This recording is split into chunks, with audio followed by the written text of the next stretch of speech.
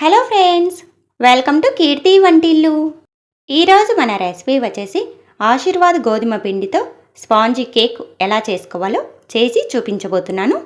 అన్నీ మన ఇంట్లో ఉన్న వాటితోనే కేకును చాలా ఈజీగా టేస్టీగా తయారు చేసుకోవచ్చు.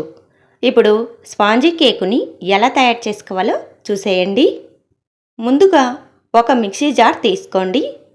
అందులోనికి అరకప్పు చక్కెర వేసుకోవాలి. 3 యాలకులు వేసుకోండి. చక్కెరని యాలకులని మెత్తని పౌడర్ లాగా గ్రైండ్ చేసుకోవాలి. చూడండి, చక్కెర యాలకులని ఈ విధంగా గ్రైండ్ చేసుకోవాలి. ఇలా చేసుకున్న చక్కెర పొడిని పక్కకు పెట్టేసుకోండి. ఇప్పుడు ఒకటి పెద్దగా ఉన్న ప్లేటు తీసుకోండి. అందులోనికి జల్లెడ పెట్టుకోవాలి. జల్లెడలోనికి మనము ఏ కప్పుతో అయితే చక్కెరను తీసుకున్నామో అదే కప్పుతో 1 కప్పు ఆశీర్వాద్ గోధుమ పిండి వేసుకోవాలి. ఈ గోధుమ పిండికి బదులుగా మైదా పిండి కూడా వాడుకోవచ్చు. ఇలా 1 కప్పు గోధుమ పిండి వేసుకున్న తర్వాత మనము ముందుగా గ్రైండ్ చేసి పెట్టుకున్న చక్కెర పొడిని కూడా వేసుకోవాలి. ఇప్పుడు 1 టీ స్పూన్ బేకింగ్ పౌడర్ వేసుకోవాలి. బేకింగ్ పౌడరు ఖచ్చితంగా 1 టీ స్పూన్ వరకు వేసుకోవాలి. అప్పుడే కేక్ బాగా పొంగుతూ స్పాంజీలాగా వస్తుంది. అలాగే 1/2 టీ స్పూన్ బేకింగ్ సోడా వేసుకోవాలి.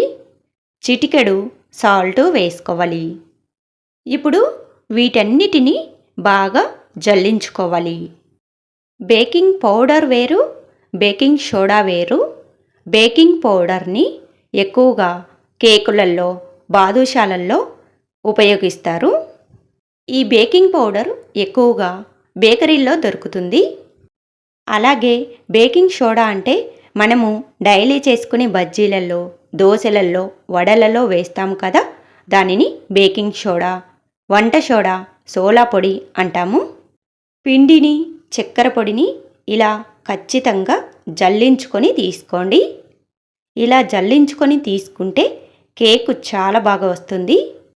పిండిని ఇలా జల్లించుకున్న తర్వాత ఒకసారి బాగా కలుపుకొని పక్కకు పెట్టేసుకోండి. ఇప్పుడు పెద్దది ఒక మిక్సీ జార్ తీసుకోండి. ఇందులోనికి 3 గుడ్లు బ్రేక్ చేసుకొని వేసుకోవాలి. ఇలా గుడ్లు వేసి కేకు చేసుకోవడము ఇష్టం లేకపోతే గుడ్లకి బదులుగా 1 కప్పు పెరుగు వేసుకొని చేసుకోవచ్చు. ఈ గుడ్లని బాగా నురుగు వచ్చేంత వరకు గ్రైండ్ చేసుకోవాలి.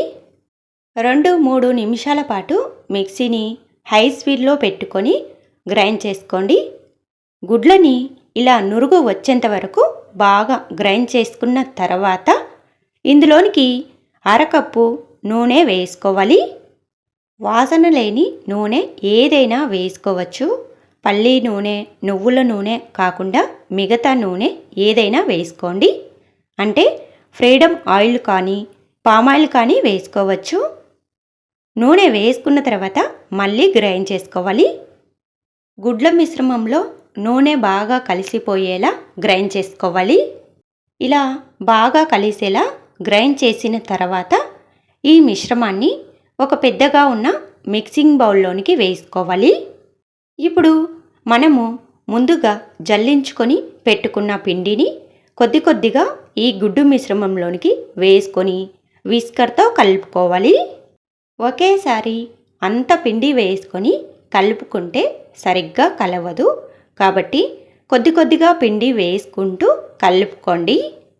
ఇలా వీడియోలో చూపించిన విధంగా విస్కర్తో పిండిని ఒకే డైరెక్షన్లో కలుపుకోవాలి. ఇలా మనం జల్లించుకున్న పిండి మొత్తం అయిపోయేంత వరకు వేసుకుంటూ కలుపుకోండి. పిండి మొత్తం వేసుకొని కలుపుకున్న తర్వాత మీకు చూపిస్తున్నాను. కేక్ చేసుకోవడానికి పిండి అనేది ఇంత గట్టిగా అయితే ఉండకూడదు, కొంచెం పల్చగా ఉండాలి. ఈ పిండి కొద్దిగా పల్చగా అవ్వడం కోసము పాలు వేసుకొని కలుపుకోవాలి.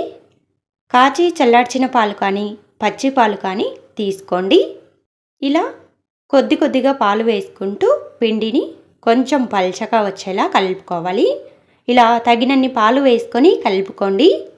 ఇలా కలుపుకున్నప్పుడు మీకు ఇష్టమైతే ఇందులో డ్రై ఫ్రూట్స్ కానీ ట్రూటీ ఫ్రూటీ కానీ వేసుకొని కూడా కలుపుకోవచ్చు. పిండి అనేది కలిపిన తర్వాత ఎక్కువ పల్చగా లేకుండా ఎక్కువ గట్టిగా లేకుండా ఉండేలా చూసుకోండి. చూడండి, తగినన్ని పాలు వేసుకొని ఈ విధంగా కలుపుకోవాలి.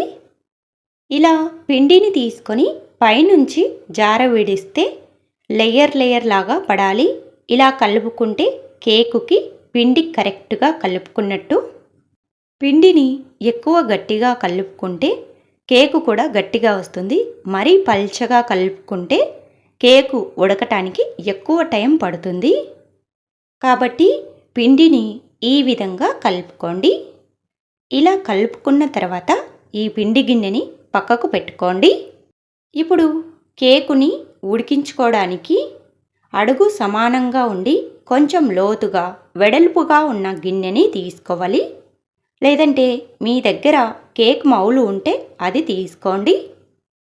ఈ గిన్నె లోపల కొద్దిగా నూనెని అప్లై చేసుకోవాలి. ఇలా నూనె అప్లై చేసుకున్న తర్వాత మీ దగ్గర బటర్ పేపర్ ఉంటే వేసుకోండి. లేదంటే కొద్దిగా పొడి గోధుమ పిండిని ఈ గిన్నె లోపలికి చల్లుకోవాలి. ఇలా వీడియోలో చూపించిన విధంగా చల్లుకొని ఎగస్ట్రా పిండిని తీసేయండి. ఇప్పుడు ఈ గిన్నెలోనికి మనము ముందుగా కలిపి పెట్టుకున్న కేకు పిండిని వేసుకోవాలి.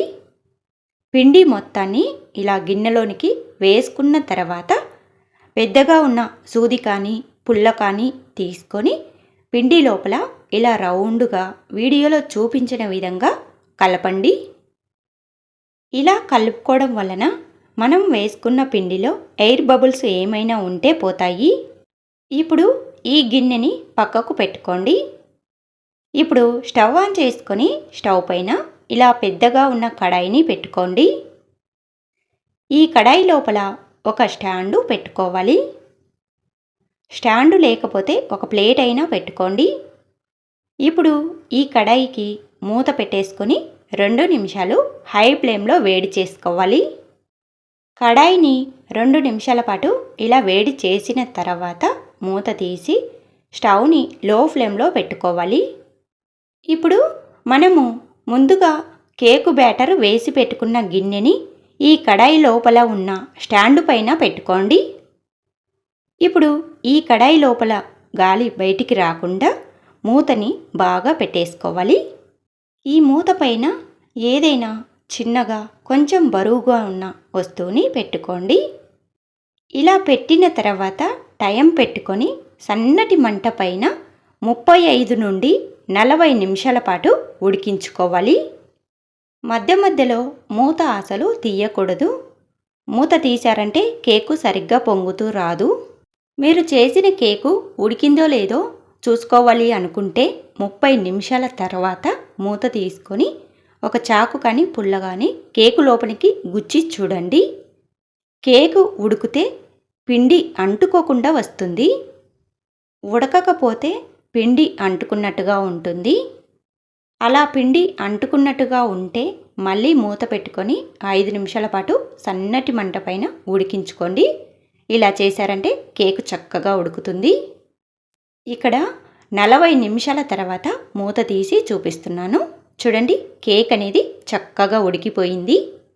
ఇలా ఒక చాకు తీసుకొని కేకు లోపలికి గుచ్చి చూడండి. పిండి అంటుకోకుండా వస్తుంది కదా. ఇలా వచ్చిందంటే కేకు కరెక్ట్గా ఉడికిపోయినట్టు. ఇప్పుడు స్టవ్ ఆఫ్ చేసుకొని ఈ కేకు గిన్నెని కిందికి దింపుకొని పూర్తిగా చల్లారి పెట్టుకోవాలి. కేకు పూర్తిగా చల్లారిన తర్వాతనే గిన్నె నుండి కేకుని బయటికి తీసుకోవాలి.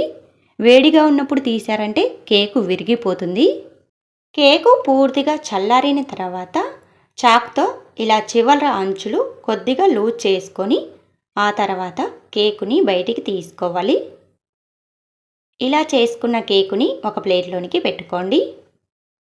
చూడండి, కేక్ అనేది మాడిపోకుండా స్పాంజిలాగా పొంగుతూ ఎంత బాగా వచ్చిందో కదా. ఇదే కొలతలతో మీరు కూడా ఇదే విధంగా ఒక్కసారి ట్రై చేసి చూడండి. కేకు ఎప్పుడు చేసినా కూడా స్పాంజిలాగా చాలా బాగా వస్తుంది. తప్పకుండా ట్రై చేసి ఎలా వచ్చిందో కూడా కామెంట్ చేయండి. Thanks for watching.